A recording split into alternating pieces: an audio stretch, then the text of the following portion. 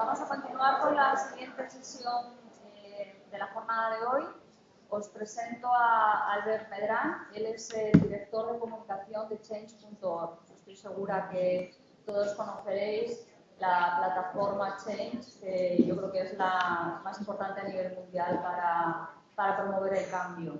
Él anteriormente fue consultor de comunicación en Llorente y Cuenca, que es una de las consultoras más importantes a nivel de comunicación y relaciones públicas en España y Latinoamérica, y es politólogo por la Universidad Pompeu Fabra y máster en comunicación política. Os dejo con él.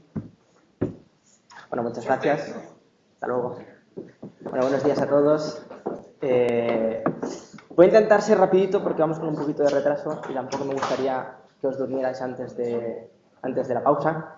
Pero básicamente hoy quiero hablaros de que, bueno, esto, Internet, la conexión a Internet, seguramente sea la herramienta de disrupción masiva, la mayor herramienta de disrupción masiva que jamás se ha conocido. De hecho, el acceso a Internet está ayudando a que miles de personas, a que millones de personas en todo el mundo puedan no solo iniciar cambios o proponer iniciar cambios, sino conseguir cambiar un montón de aspectos. De hecho, la capacidad de disrupción que tiene Internet es tal que está cambiando las reglas del juego. Luego veremos varios ejemplos de personas que están muy alejadas de lo que entenderíamos como un líder o una persona capaz de cambiar las cosas y que lo están consiguiendo.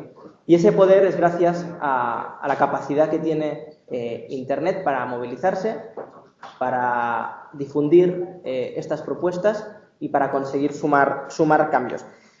De hecho, esto que parece como muy raro, nosotros en Change.org lo vemos cada día en la cantidad de peticiones que se inician, en la cantidad de peticiones que se firman y en la cantidad de victorias que se consiguen.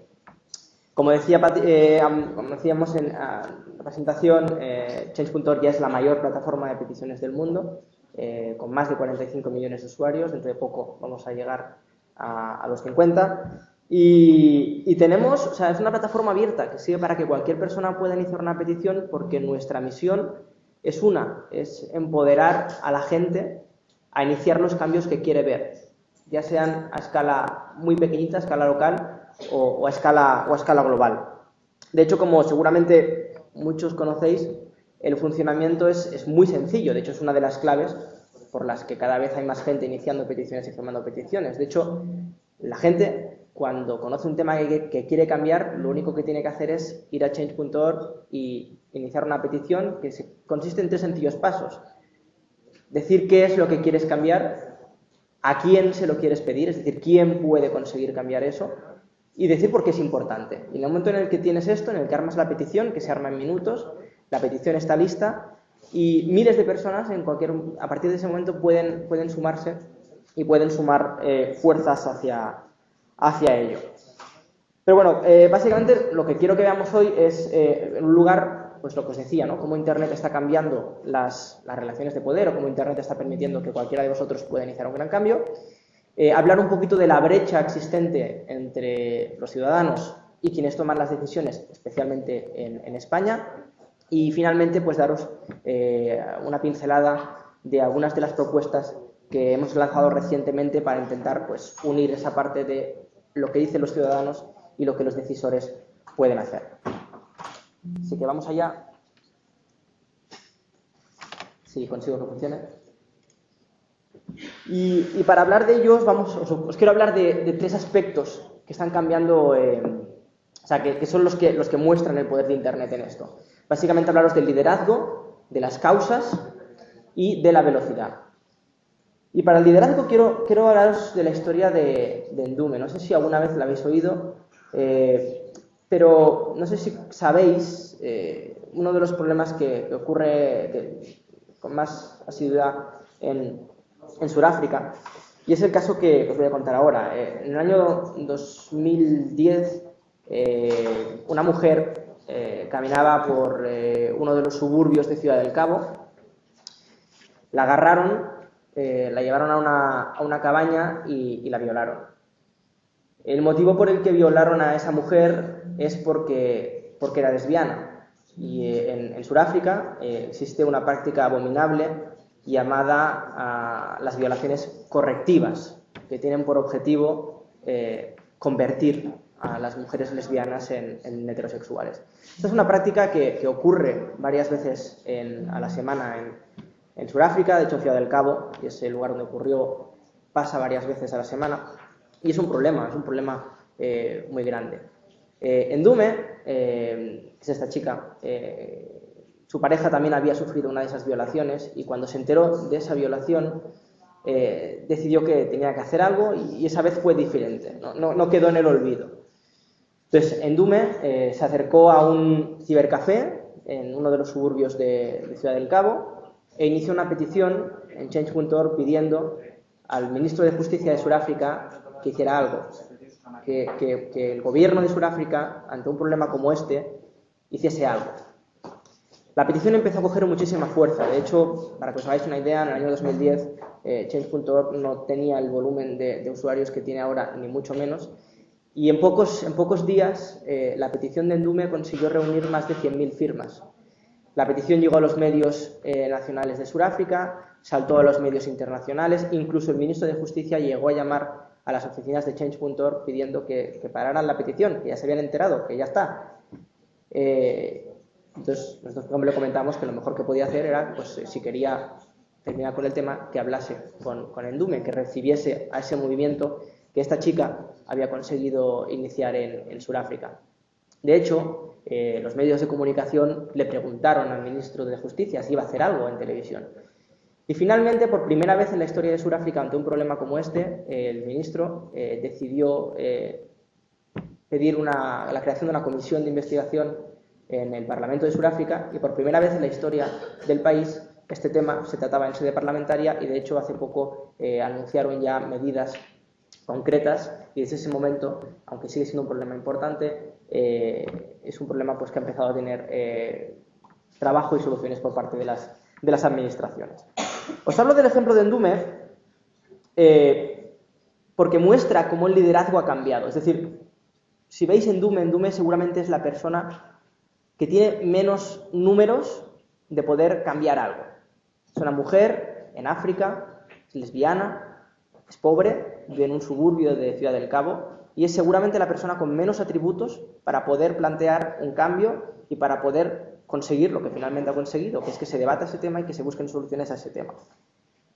Y eso es lo que ocurre cuando miles de personas se unen y buscan la manera de articular acciones colectivas a partir de Internet, porque en ese sentido se han rebajado muchísimo las barreras al liderazgo. Se ha permitido que cualquier persona pueda plantear una cuestión y pueda llevar a cabo ese cambio. Y si os fijáis, lo que consigue es que aparezcan nuevos líderes que están muy alejados de los atributos típicos del líder, de los atributos típicos de las personas que hasta el momento conseguían no solamente movilizar a personas, sino llegar a reunirse con quienes toman las decisiones y llegar a cambiar algunos de los aspectos. De hecho, la historia de Endume no es única. En los últimos años, solo en Change.org, sin tener en cuenta lo que ocurre en otras plataformas y en otros lugares, más de 500.000 personas han iniciado peticiones. Miles de ellos han conseguido que sus peticiones lleguen a buen puerto. Entonces, estamos ante la visión de miles de nuevos líderes que defienden miles de nuevas causas que no son las causas tradicionales, que no son los líderes tradicionales y que no son las personas que tradicionalmente tenían esa capacidad de hacerlo. Y eso es algo impresionante. O sea, si veis la capacidad que tiene eso, es algo abrumador. Pero el liderazgo no es lo único que ha cambiado gracias a Internet. También lo han hecho las causas. Si pensáis, aunque me duele mucho decir esto, sois muy jóvenes, porque yo hasta hace poco también estaba ahí, si pensáis en lo que ocurría hace unos años, las grandes causas por las que se movilizaba la gente, pues eran las causas tradicionales. La paz en el mundo, el medio ambiente, las hambrunas, pedir terminar con la falta de libertad en dictaduras.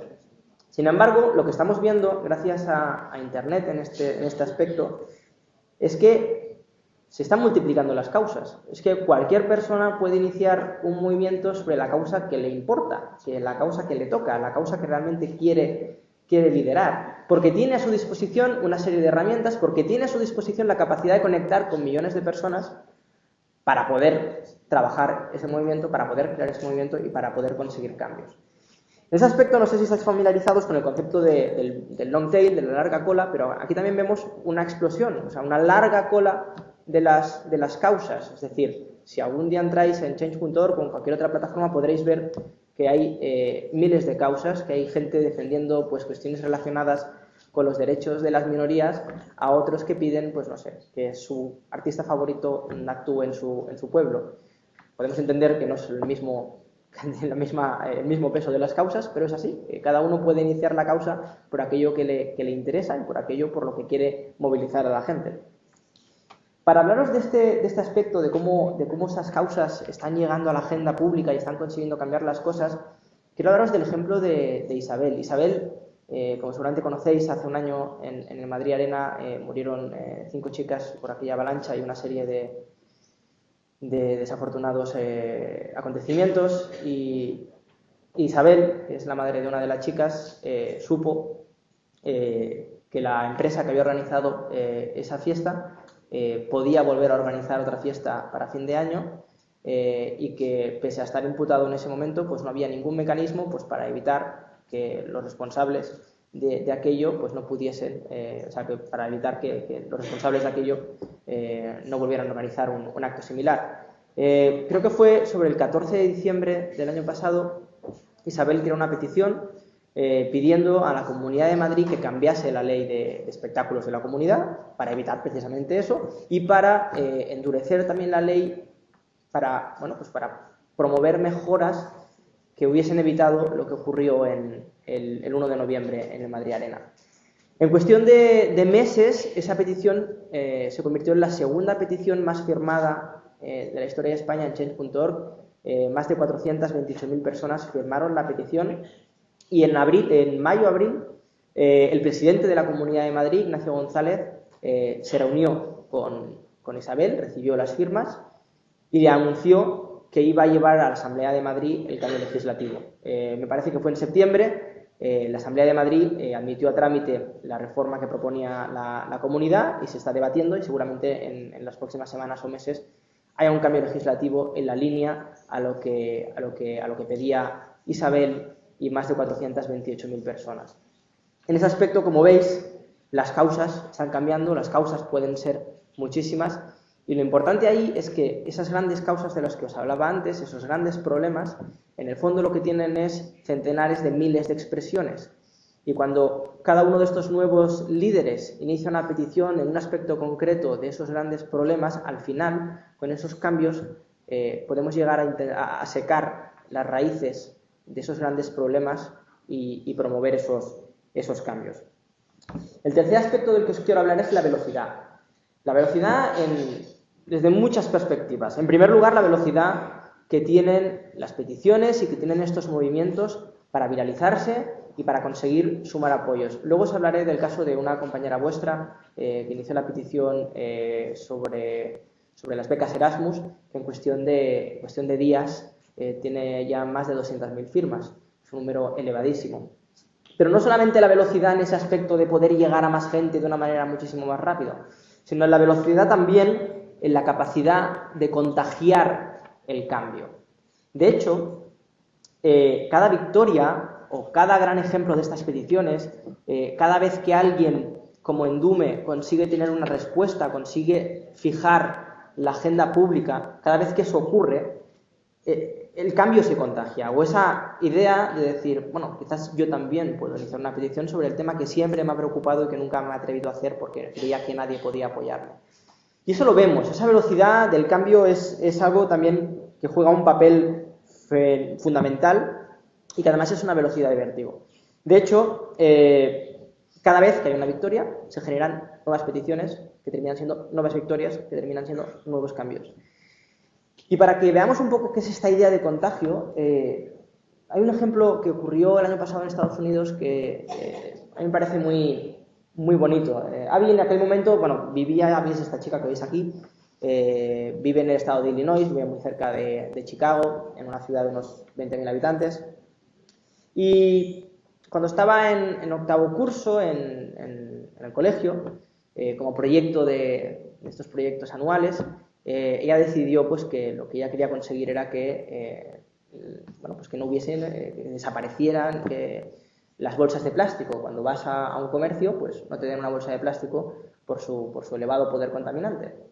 Entonces ella inició un proceso, inició un proyecto y finalmente pues se enteró que la industria del plástico estaba promoviendo una ley en el Parlamento del estado de Illinois para que los ayuntamientos pues no pudiesen legislar sobre ello, no pudieran prohibir la utilización de bolsas de plástico. Era una jugada maestra. El lobby del plástico va al Parlamento estatal y consigue la prohibición de la legislación por parte de los ayuntamientos.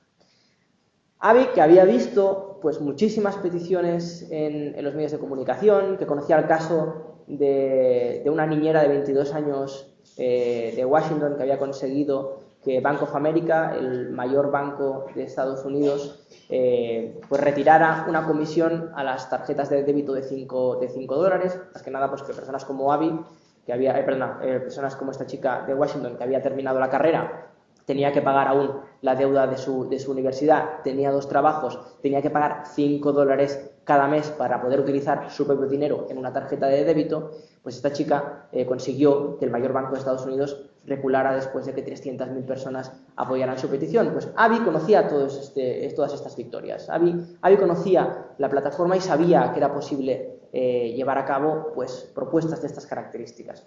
Abby, con 14 años, creó una petición y lo que hizo fue pedirle al gobernador del estado de Illinois que vetara esa legislación que había hecho el Parlamento del estado.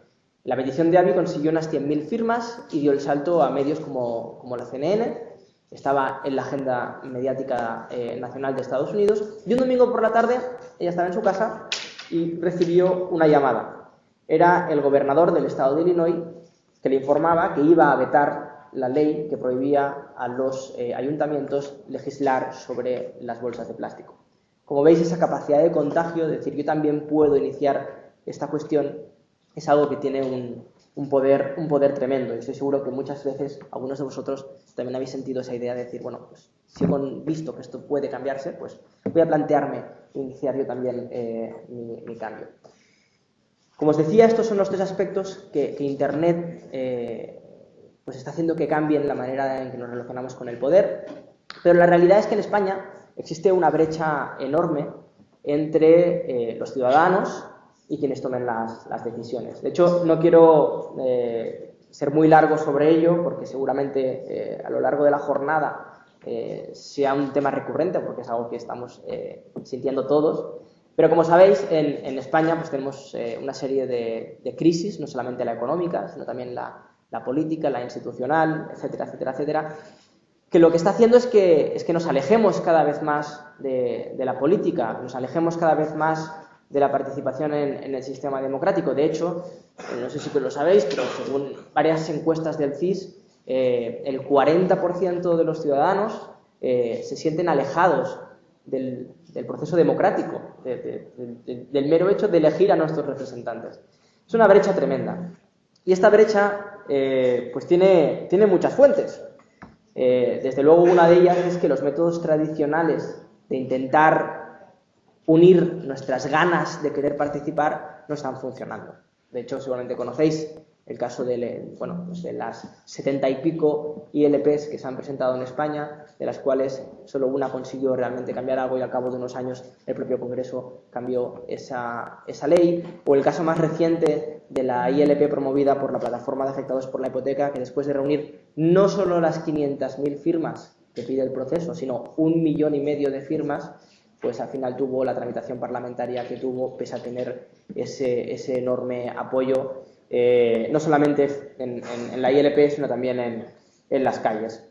¿Y qué es lo que ocurre cuando la política tradicional o cuando los métodos tradicionales no son capaces de dar respuesta a las ganas de participación, y no solamente a las ganas de participación, sino también a la realidad que vivimos cada uno de nosotros, a la realidad de nuestras vidas y de la realidad del momento, pues que la gente busca alternativas. De hecho, os quiero hablar de algunos números.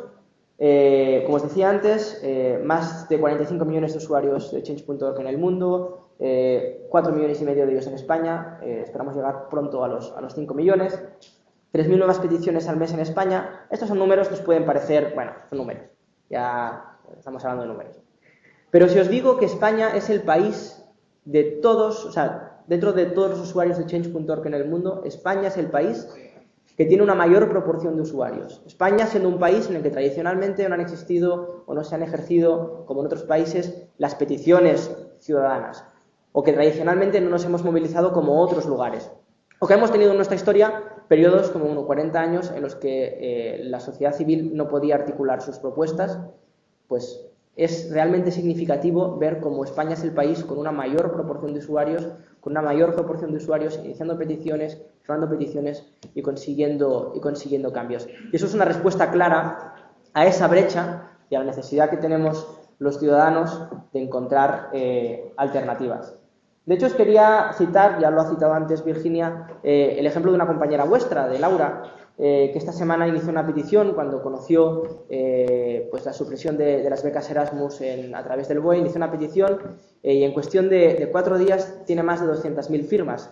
De hecho, en este momento, Laura está en el Ministerio de Educación, ha entregado las 200.000 firmas de su petición, porque no solamente pide que esa opción retroactiva que tenía la ley respecto a las becas, sino que también se aseguren que las del año que viene y las de dentro de 2 años y las de dentro de 3 años también estén aseguradas para cualquiera de los estudiantes que quiera hacer un Erasmus. Pues Laura, gracias a esas 200.000 firmas, está en el Ministerio de Educación, y de hecho, cuando ha entregado las firmas, el secretario general de Universidades se ha reunido con ella para conocer qué es lo que pide la petición y qué es lo que piden esas 200.000 personas que se han sumado. Creo que el ejemplo de Laura, sobre todo por próximo, sobre todo por ser una estudiante de esta universidad, os da ejemplo de cómo, lo que os decía antes, pueden aparecer nuevos líderes que puedan articular esos movimientos, causas que no son las causas tradicionales, y la velocidad. 4 días, 200.000 firmas,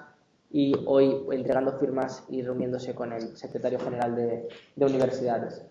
Y ya para terminar, porque me gustaría dejar unos 10 minutos para que podamos tener un debate, podéis hacer preguntas, que así tampoco os dormís tanto. Me gustaría hablaros de una propuesta que hemos lanzado hace apenas 3 semanas, que viene a solucionar o viene a intentar poner soluciones o buscar soluciones a lo que os comentaba antes. A esa capacidad de que, bueno, como veis, cualquiera de vosotros puede iniciar peticiones, puede tener mucho éxito con su petición, puede articular un movimiento, pero en muchas ocasiones quien tiene que tomar esa decisión pues no quiere escuchar o no tiene incentivos a escuchar. Precisamente porque lo que os decía antes, la misión de Change.org es empoderar a las personas para que generen los cambios que quieren ver. Hemos trabajado muchísimo las herramientas a disposición de cualquier persona para generar esos movimientos, y vamos a seguir trabajando en ello, pero los destinatarios de las peticiones no tenían las mismas herramientas pues, para poder dialogar, para poder responder, para poder hablar con esas personas que firman esas peticiones. Hace 3 semanas en España fue el primer país del mundo en lanzar Decision Makers. La semana pasada se lanzó en Estados Unidos, y Decision Makers básicamente son perfiles verificados de los destinatarios de las peticiones, en las que tienen unas páginas de perfil con todas las peticiones que les dirigen, y lo más importante, que pueden responder a todos y cada uno de los firmantes de esas peticiones y poder llevar a un punto de diálogo en el que ellos puedan ofrecer su visión de los hechos, los firmantes puedan ver si están contentos o satisfechos con lo que dicen, y si no, pues puedan seguir acercando posiciones hasta conseguir una solución en todos esos temas que comentábamos antes. De hecho, en este momento, el Partido Socialista, el BBVA, el Ayuntamiento de Barcelona, el Alcalde de Barcelona y el Partido Popular de Madrid ya tienen perfil. Hay nuevas personas, nuevos líderes y nuevos partidos y administraciones que están muy interesadas en ello, y eso cambia muchísimo las reglas del juego, porque permite buscar soluciones a esa brecha que os comentaba antes. Me gustaría terminar ya mi exposición y si queréis hacemos preguntas, haciendo una reflexión de realmente la capacidad que tenéis cualquiera de vosotros, cualquiera de nosotros para poder cambiar las cosas. Las grandes causas, como os decía antes, son grandes porque tienen centenares de miles de expresiones de esos grandes problemas. Pensad por un momento en qué es lo que os gustaría cambiar, qué es lo que no os gusta de vuestro mundo. Tomamos unos minutos, porque seguramente, pensando en lo que vosotros podéis cambiar, seáis la única persona que tiene la capacidad en este momento de iniciar ese movimiento o ese cambio sobre ello. Pensad sobre ello y dad un paso adelante, porque, como habéis visto, cualquiera de nosotros puede cambiar el mundo. Así que dejamos ya para preguntas, si es que las hay.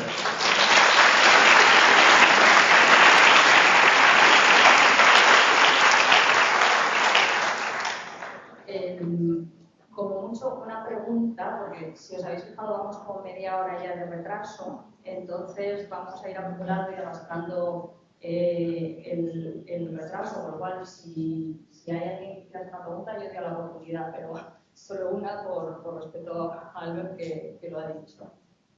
¿Alguien quiere hacer alguna pregunta?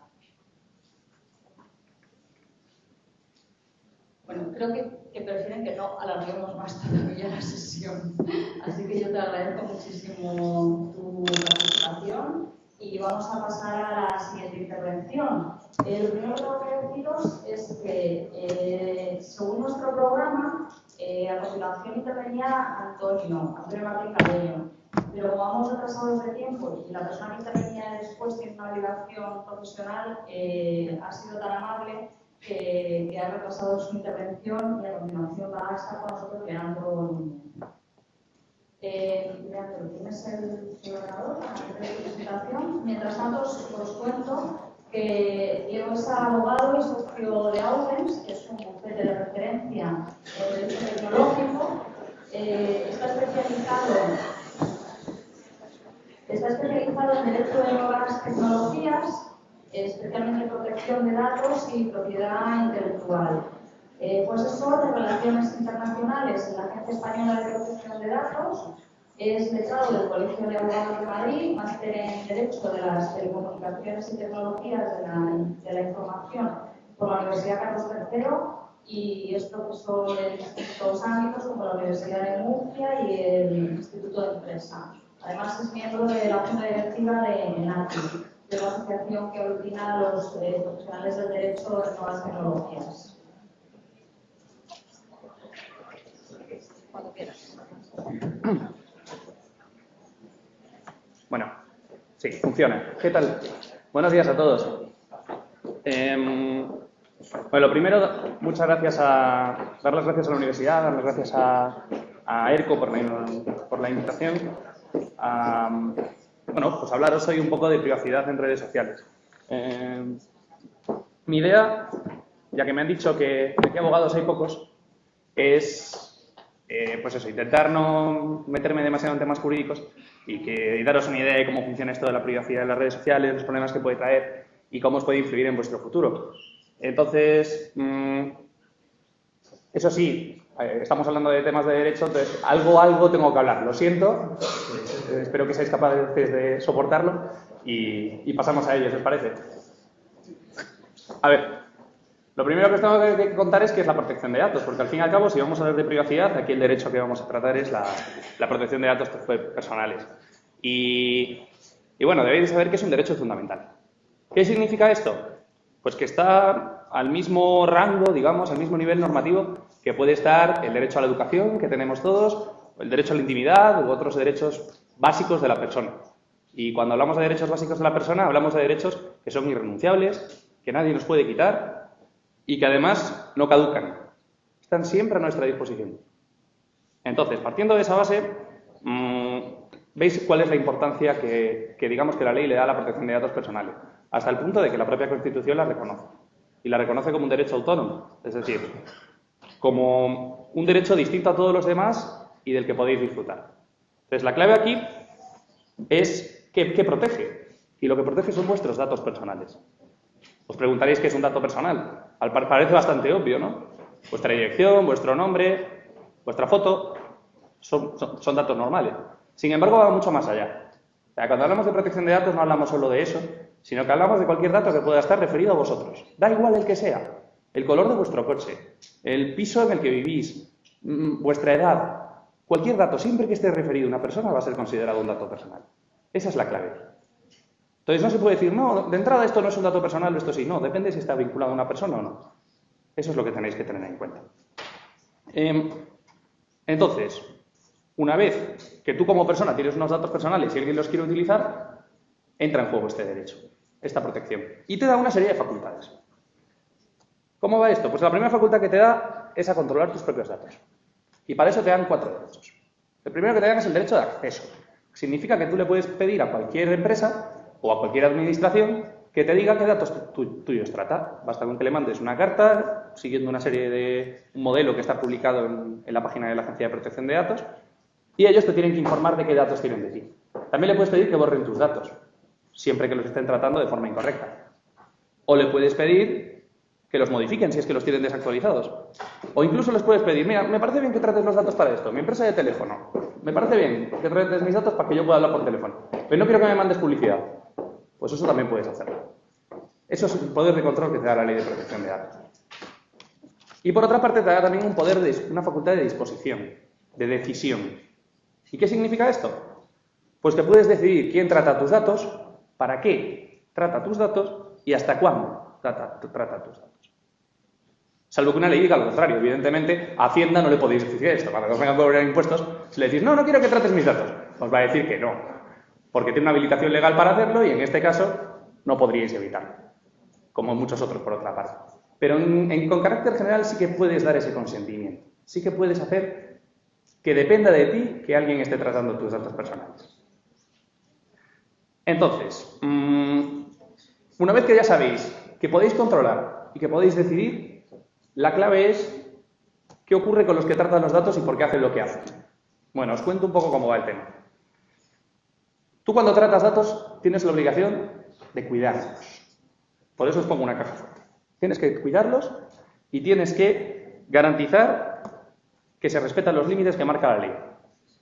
¿Qué quiere decir esto? Que no puedes ir más allá de lo que te marque la persona que te ha pedido los datos, o sea, que te ha permitido tratar sus datos. Y al mismo tiempo que tampoco puedes ir más allá de los límites que te ponga la legislación.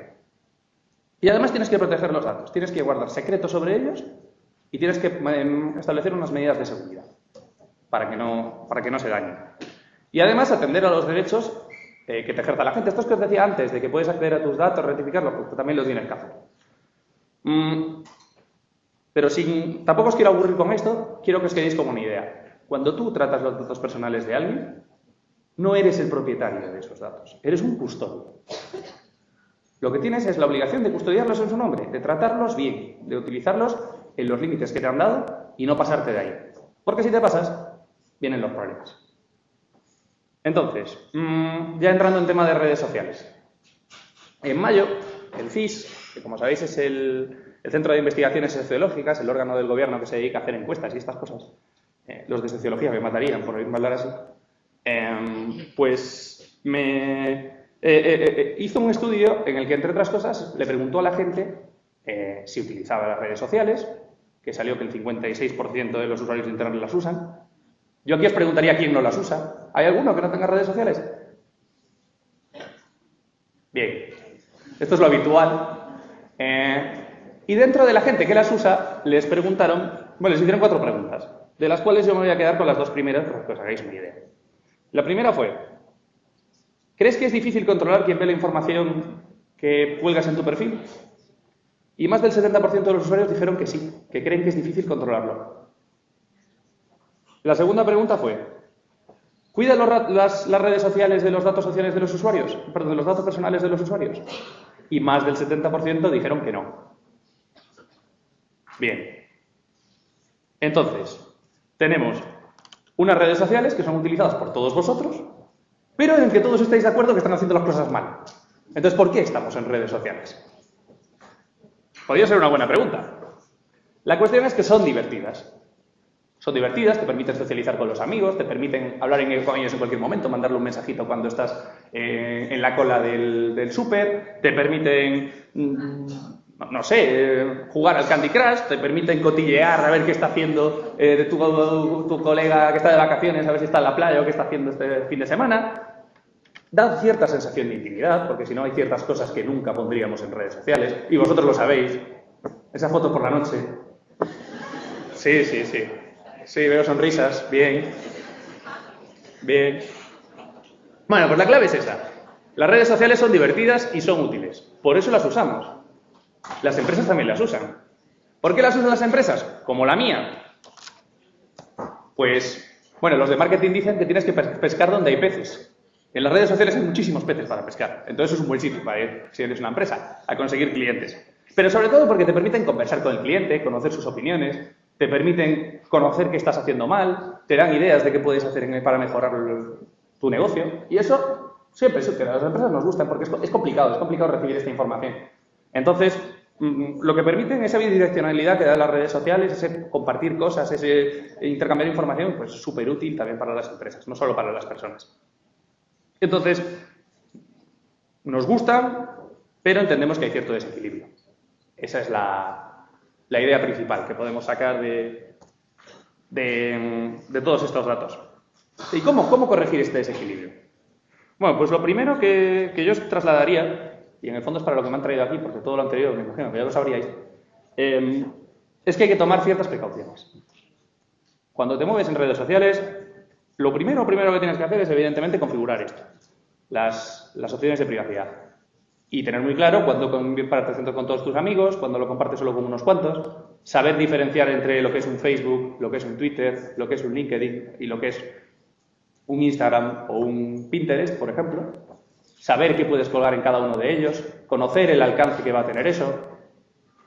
Lo del alcance es una cosa curiosa. El otro día yo, contestando una pregunta de un usuario de Twitter, me hicieron casi 3.000 retweets. Entonces, claro, lo que iba a ser una respuesta inocente a un usuario que me hizo una pregunta acabó en medios de comunicación. Entonces, con eso hay que tener mucho cuidado. Gracias a Dios no era ninguna barbaridad. Pero sí, puede pasar. Puede pasar. Entonces, la configuración de estas redes sociales es fundamental. Especialmente cuando se trata con menores. Esta imagen que os pongo aquí, a mí el nombre me parece muy Ortega, por otra parte, porque esto de Pandi suena un poco cursi, podríamos decir, pero es el nombre que han elegido. Es la página web que ha hecho la Agencia de Protección de Datos para Menores, que es nueva, ha salido hace cosa de 2 semanas, y al fin y al cabo, como yo he trabajado en la agencia, pues uno le tiene cierto cariño a sus antiguos trabajos y por eso os la pongo aquí. La web es tudecideseninternet.es y viene a ser un cómic que explica a los chavales pues que esto es importante, que cuando estás en Internet tienes que proteger tu información. Pero bueno, igual que esto es importante para los menores, también lo es para los adultos, no cabe duda. Y lo más importante, cuidar nuestra identidad digital. Es fundamental. Pues habréis oído hablar cientos de veces de la marca personal. Y si no habéis oído hablar cientos de veces, deberíais haberlo oído hablar cientos de veces de la marca personal. Habréis oído hablar cientos de veces de lo importante que es que la imagen que reflejáis en Internet cuando se os busca pues sea acorde a lo que vosotros entendéis que es útil. Bien para buscar trabajo, bien para cualquier cosa que hagáis. La imagen que proyectáis en Internet es la que va a tener cualquiera que quiera tratar con vosotros, porque lo primero que hacemos, especialmente cuando ya estamos trabajando, cuando te reúnes con alguien, es buscarlo en Google. Es así. Y si lo que vemos no nos gusta, pues partes de un prejuicio y tienes parte de la tarea perdida. Entonces, consejos. El primero y fundamental. Si vas a colgar en Internet algo que a tu madre le daría vergüenza ver, no lo cuelgues. No lo cuelgues. ¿Y por qué? Porque aunque pienses, no, esto se queda entre los amigos, esto tengo que compartir solo para mis amigos más íntimos, esto es un círculo cerradito, ya, pero es que resulta que tu amigo tiene el perfil abierto, que comparte la fotografía, que luego alguien se la descarga, porque sabéis que no tiene ninguna dificultad guardar una imagen en el disco duro y después ponerla por ahí, coger cierta información y duplicarla, en fin. En el momento en el que colocas una información en Internet, deja de ser tuya. Por mucho que tengas el derecho de protección de datos después para intentar protestar, pedir que te quiten la información, el hecho es que escapa ya de tu control. En el momento en el que la has colgado en la red, ya has perdido ese control sobre ella. Y como lo has perdido, pues puede pasar con ella cualquier cosa. Dice una amiga mía, que es la abogada de la Asociación de Internautas, que colgar algo en Internet es como un tatuaje, que luego borrarlo es muy difícil. Y yo creo que tiene toda la santa razón. Y en este sentido, tenéis que tener en cuenta que todo lo que pongáis en la red va a afectar a vuestra identidad digital. ¿Para bien o para mal? Es así. Entonces tenéis que tener cuidado con lo que colgáis, tanto sobre vosotros como hablando de otros. Eso también es importante, porque puedes dañar la identidad de otra persona. Y ya os digo que corregir eso es realmente complicado. De hecho, en la Agencia de Protección de Datos, los temas relacionados con redes sociales eran abundantes, o con blogs. Y, hombre, deciros que hay multas. Hay multas, pero no se suelen aplicar a la gente corriente, se suelen meter a las empresas. Pero es importante que tengáis en cuenta eso, que vuestros derechos terminan donde empiezan los de los demás, y en ese sentido, cuidar la identidad digital tuya y de los que te rodean es una tarea de todos. Suena eslogan de partido político, pero es así. Y también os quería comentar que en Internet también se aplican las leyes. Muchas veces Internet nos da la sensación de impunidad. Parece que ahí somos anónimos, que podemos hacer lo que queramos, que nadie se va a enterar de nada, pero os aseguro que se encuentra. En caso de necesidad se encuentra quien está detrás. Nosotros, en la asociación en la que estoy, que os comentaba hace un momento Paz, en ATIC, montamos hace poco una jornada en la que vinieron la Policía Nacional y la Guardia Civil y nos estuvieron contando cómo hacen las investigaciones y todas las cosas. Estuvo súper interesante. Y os alucinaría saber hasta qué punto son capaces de acertar. Y esto se aplica para todo. Se aplica para lo bueno, es decir, estos derechos que tienes en Internet y que se te aplican a nivel de ley, pues te benefician, como puede ser la libertad de expresión, como puede ser la libertad de producción cultural, pero también se te aplican los deberes. Y entre ellos está respetar la propiedad intelectual de los demás, está que las empresas cumplan con la normativa de consumidores y usuarios, y está también respetar el honor, la intimidad y la propia imagen. Y esto es importante no solo para las empresas, sino también para nosotros como particulares, y especialmente para vosotros, que en vuestra gran mayoría acabaréis, con un poco de suerte, si esta crisis se suaviza, trabajando en temas pues, más o menos relacionados con redes sociales. Entonces, he acabado rápido, pues la verdad que he procurado ajustarme al tiempo, dado que me decían que estamos mal, y que me gustaría que si alguno quiere preguntarme alguna cosa lo pueda hacer. Entonces es el momento. Aprovechad. Sí, hay una pregunta aquí. No sé si tenéis micro o algo. Sí, vale. Te voy a decir que he terminado un poco rápido, porque como dice Paz, después tengo un tema judicial y que además me ha sobrevenido y me tengo que ir a toda velocidad. Y le tengo que dar las gracias a Antonio, que era el ponente que iba antes de mí, por cambiarme el sitio. Muchas gracias porque iba fatal. Bueno, hola, mi nombre es Javier y escuchando me han surgido dos dudas, porque para empezar, ¿qué pasa cuando los datos son compartidos? Cuando son datos que comparten dos personas. Una persona puede decidir hacerlo público o necesita el consentimiento de la otra. Y luego también, con respecto a que es un derecho que no cambia a lo largo de la vida, me gustaría preguntar si eso cambia cuando sos un personaje público. A mí, por ejemplo, hace un año me pasó, yo había salido en el boletín oficial de Canarias por un motivo, y estando en Madrid, de repente me llegan fotos de que había salido en un periódico de Canarias, y me habían puesto en plan de Javier Navarro, en realidad no eres suplente de no sé qué. Yo decía, ¿pero esto qué es? Madre mía. Tuve que pedir una conexión al periódico y la hicieron, y también una conexión al boletín oficial de Canarias y demás. Pero me dijeron, no, que es un personaje público, salir en el boletín oficial de Canarias, y que no tiene la misma protección que otra persona. Eso. Vale. A ver, los personajes públicos, y esto lo sabéis, si aquí alguien de periodismo lo sabrá más, es cierto que en parte ven restringido, podríamos decir, sus derechos a la intimidad, a la protección de datos en cierto modo también, pero no se trata tanto de una restricción de decir, no, como eres personaje público tienes menos derechos. No. Aquí lo que pasa es que se produce un conflicto. entre dos derechos fundamentales, que son la libertad de información y la protección de datos, o la intimidad. Entonces, cuando hay un conflicto de derechos, el problema es que eso la ley no prevé eso, no puede estar poniendo toda la casuística con artículos. Aunque lo intenta, y de hecho tenemos una legislación amplísima, no puede hacerlo. Entonces, lo que se hace en esos casos es buscar un equilibrio, que se hace caso por caso, y es muy complicado. Pero en resumen, lo que trata este equilibrio es de decir, bueno, este dato de esta persona pública ¿es relevante a efectos de la libertad de la información o no? Si lo es, y puede servir para generar opinión pública, entonces se permite su publicación. Si no lo es, entonces está protegido por el derecho y no se podría publicar. ¿Qué pasa? Que a nivel de protección de datos la interpretación es muy abierta, porque sí es cierto que la Agencia de Protección de Datos tiene miedo de ser considerada un censor. Entonces es muy raro que le meta una multa a un medio de comunicación. Ha habido algunas, pero pocas. Una, por ejemplo, ha sido un fotomontaje que habían hecho, me parece, que con la tenista esta, con Kurnikova, cuando empezó a salir con Enrique Iglesias, que hicieron un fotomontaje, y ahí sí que hubo una sanción, porque era un montaje y no era una información veraz, pero por regla general sí que se suele limitar el derecho a la protección de datos. Y en cuanto a tu otra pregunta, no me acuerdo, ¿me lo puedes repetir? ¿Y qué es lo que pasa cuando los datos son compartidos? Ah, sí. Vale. Sobre los datos compartidos, la ley lo que te viene a decir es que cada dato personal corresponde a una persona. Si corresponde a varias personas, son varios datos personales de varias personas. Sí es cierto que, en teoría, necesitas el consentimiento de todas ellas.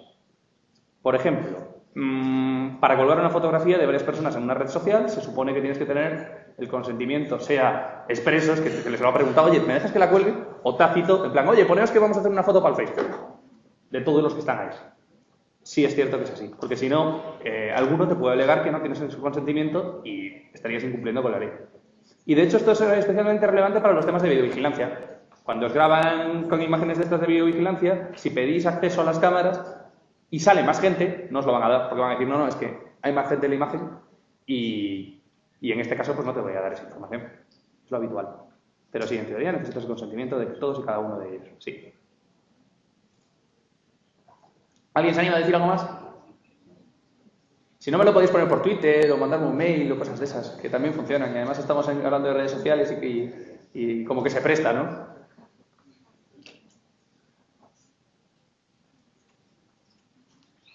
Vale. Pues muchas gracias.